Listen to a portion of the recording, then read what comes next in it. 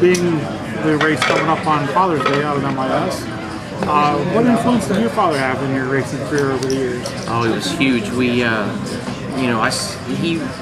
He raced sports cars. He raced a local track in Indiana, and then when I was born, we got us started in go-kart racing. So basically, once he got me started in go-kart racing, his career as a driver stopped. So he is directly responsible for me getting where we are, because it was racing for him for 10 years is what gave me that start. Cool.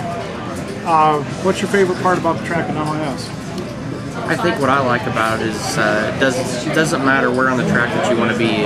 When you get to the corners, you can be all the way down on the line on the bottom, or you can run all the way on the outside right up by the wall. And the good thing is you can run it everywhere in between. It depends on how your car is driving as far as where you want to be on the racetrack and why you're at that particular part of the track, depending on how your car is. So at least as a driver, we have the ability to move around and help ourselves out. Cool.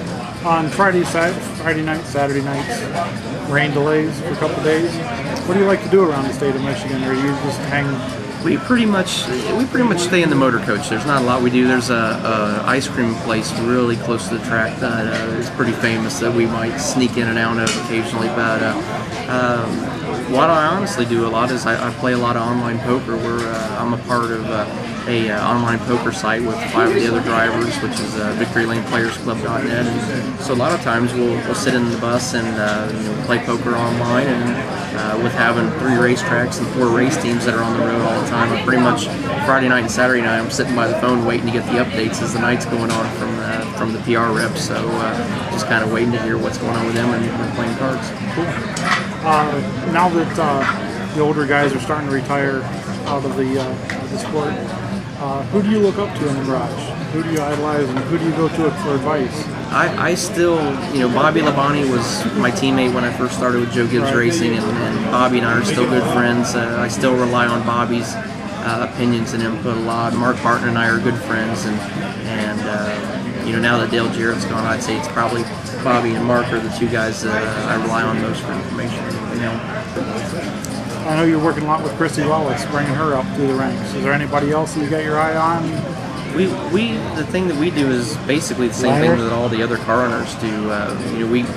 I read the papers every week and see who's winning races at the short track level, and with my race teams, I'm always trying to find the next young guy that's going to be the hot superstar. So, Christy's really one that I'm having fun working with right now. I think she's got the potential to make it to the Sprint Cup level. I mean, she's so young and so talented so far.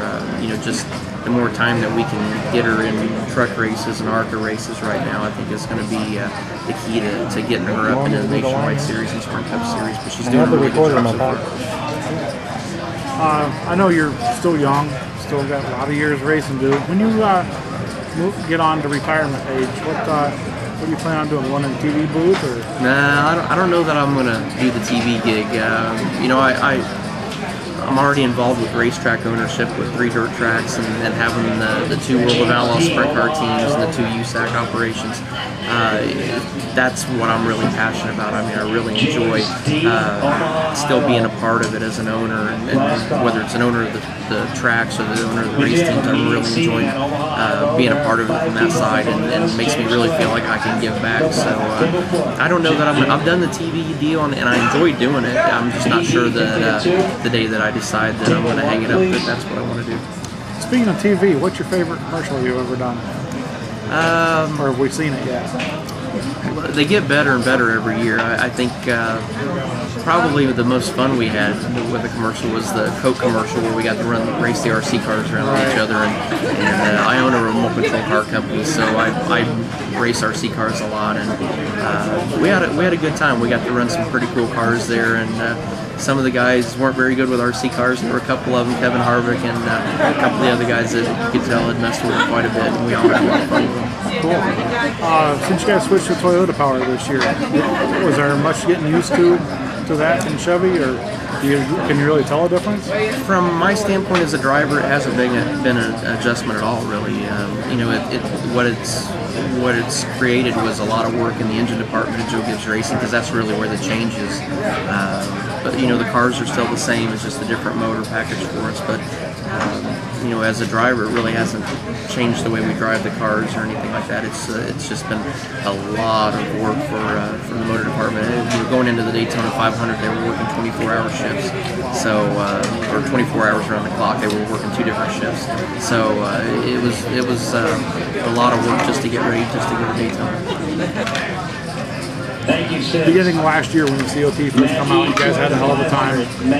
Got it figured out pretty much, seems like, for the shorter tracks.